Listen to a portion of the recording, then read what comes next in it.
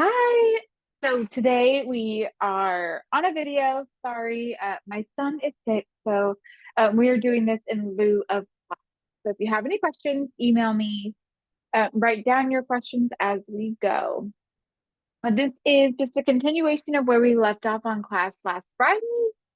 2.2 is also recalled the last little bit that is covered on your test for a week from today, right? So Wednesday, we just continue on with 2.3, and Friday, we are reviewing, and then Monday, the 25th, is the test. So let's get into it. Oh, I forgot, I don't take my notes binder home, so forgive me. I just wrote all of this down on a piece of paper to make things a little easier. This is 2.2 continued functions and the graph. So page 3, the second example on page 3. So graph the piecewise function defined by f of x equals x plus 2 if x is less than or equal to 1, and just 4 if x is greater than 1. So hopefully you remember from last week. If not, that's okay. You've slept a little bit then. I'm just going to start by putting down my axes. Okay, so now hopefully you remember that this tells us that our piecewise function, right? Piecewise pieces is just two pieces. It is two pieces with stuff happening on the left of one and stuff happening to the right of one. So x plus 2 is linear, and 4 is also linear. Technically, we call it constant, right? So to the left of 1, less than or equal to 1, we have this rule. If x is greater than 1, we have this rule. Off to the side, I'm going to write kind of a filled in circle and an open circle here for what's happening at x equaling 1 for these two rules. So we'll need to evaluate f of 1 twice. But for the top rule, we'll have the filled in circle, and the bottom, if you would, we have the open circle, right? Because it's strictly greater than. So 1.0, million trillion zeros, 1 open circle will be 4. If it's exactly 1 and to the left, we use the filled in circle at 1 and then just the line on the other side. So these are both linear, so we just need 2 points to graph. I would recommend that 1 is x for both. So if we just do the left-hand side first, just working left to right. So if I have, let's see, let x equal 1 and I don't know, -2. And this one is random. Okay.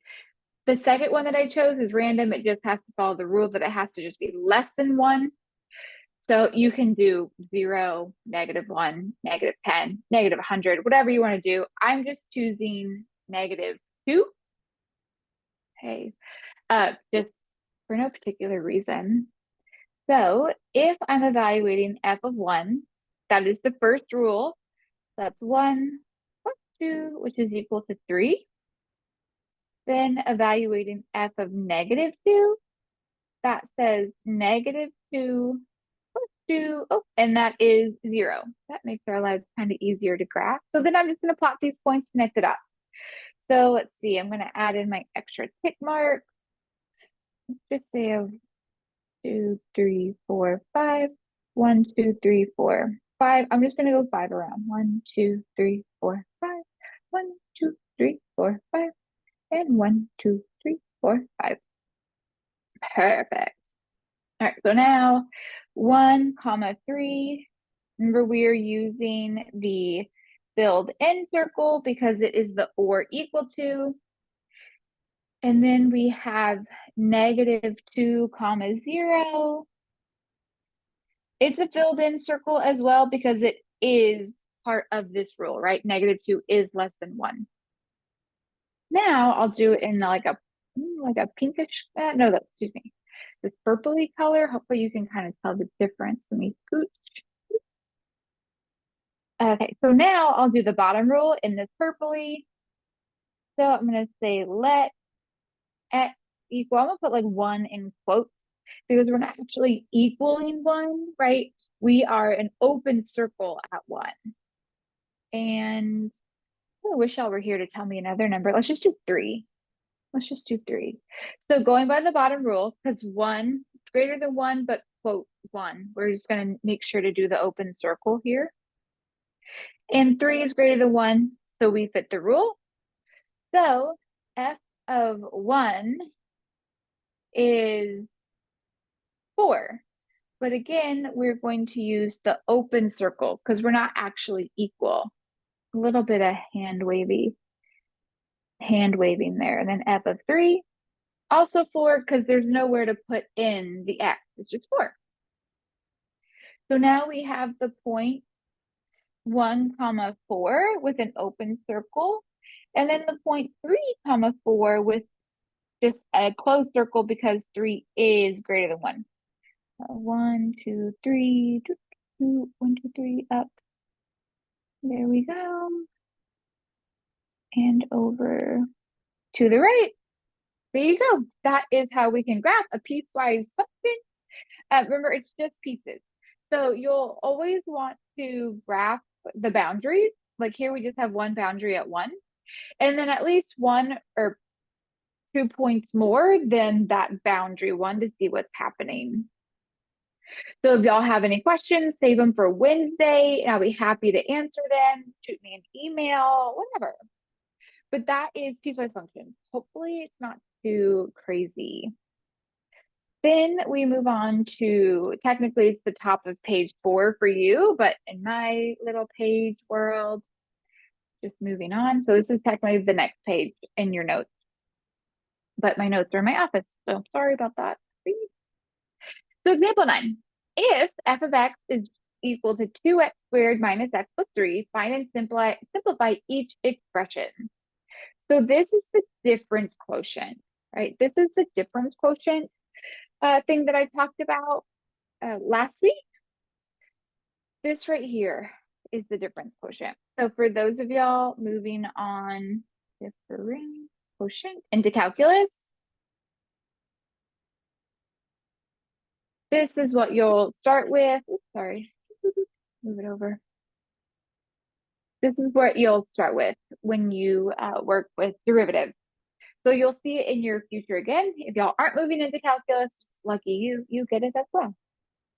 Okay, so again, last week, some point, maybe Monday, we talked about the f of x plus 3, like what do we do if it's a whole expression and not just a number? But remember, it's the same kind of thing, right? We treat it the same exact way, just like we did here. What did I do with f of 1? What did I do with f of negative 2?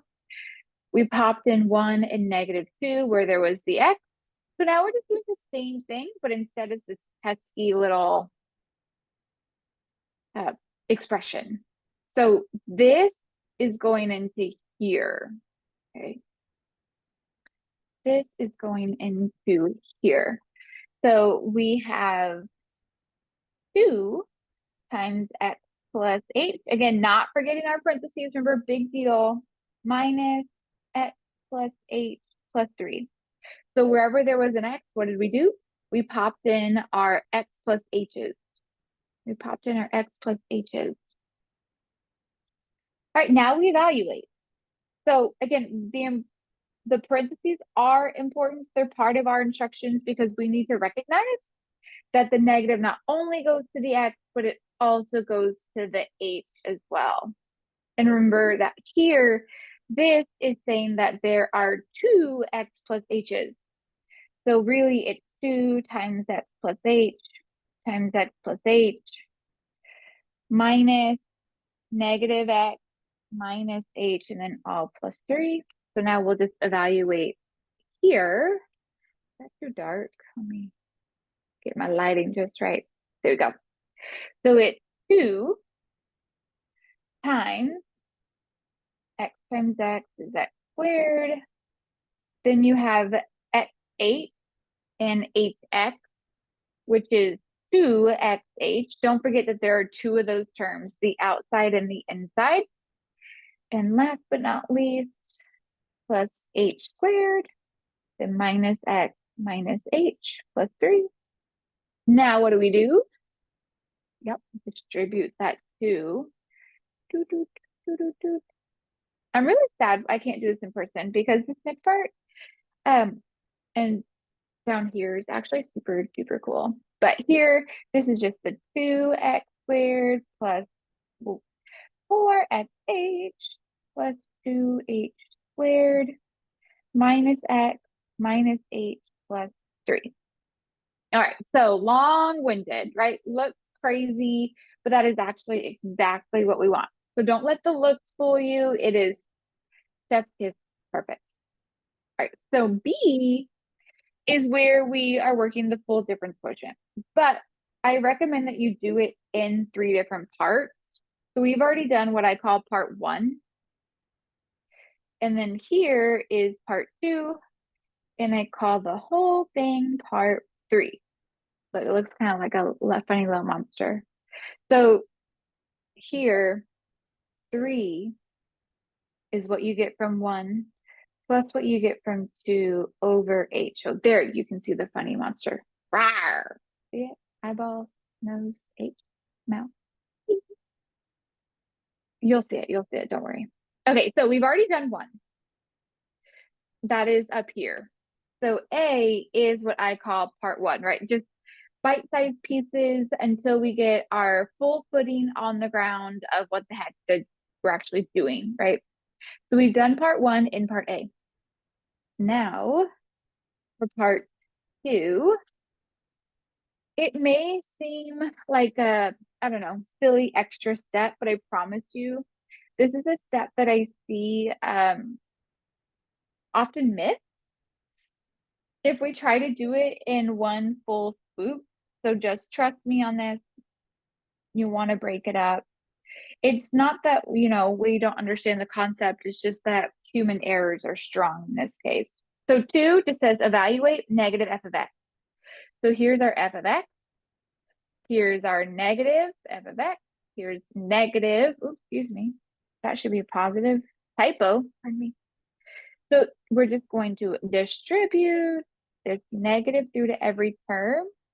And the reason why I recommend that you do this is because generally speaking, we see like, okay, yeah, cool. We will distribute the first negative, but often I see students just forget to do the last however many terms, in this case 2. I don't want you to make that mistake, right? It's not like you're doing it on purpose. It's just our brains sometimes go on autopilot. So step 2 is just negative f of x, or AKA just flip all the signs of your original function. All right, now a step 3. 3 just says 1 and 2 together in the numerator, and then slap it all over h. So here we have 2x squared plus 4xh plus 2h squared minus x minus h plus 3.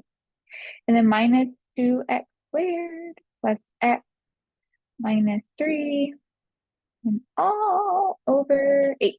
Perfect. Okay, so here is the super duper cool, fancy schmancy internal self-check. There's not just 1, but 2 self-check. So amazing. That's going to happen. Everything. Every single thing. Everything from step 2 will zero out with something from step 1. So that's a really nice like pat on the back, like, woohoo, go me, I know what I'm doing. Gives us the warm and fuzzies. So we know that we are on track. Y'all remember this is on your test 2, or your first test. 2 as in TOO, as well. Potentially, right? You have review questions like with the difference quotient on your test. So this is the last topic that could potentially be on your test. So keep that in mind. I'm just going to write it cleanly, 4x8 plus 2h squared minus h, and then all over h, right? I got them all. I wish y'all were here to help me catch my silly human errors, but I'll survive. Okay, here's the second super duper cool, awesome internal self check. Is that, look, what does every single term have? Yeah, again, not an accident. That is exactly what we want. Here, when we get rid of the H, recall we do need a 1 there as its like placeholder, so to speak, or you can imagine there's an invisible -1/8 as its coefficient. But at any rate, that gives us 4x plus 2h minus 1. And that's it. Huzzah! The difference. Yay! Go us. All right, so in the next video, we will pick up with 2.3.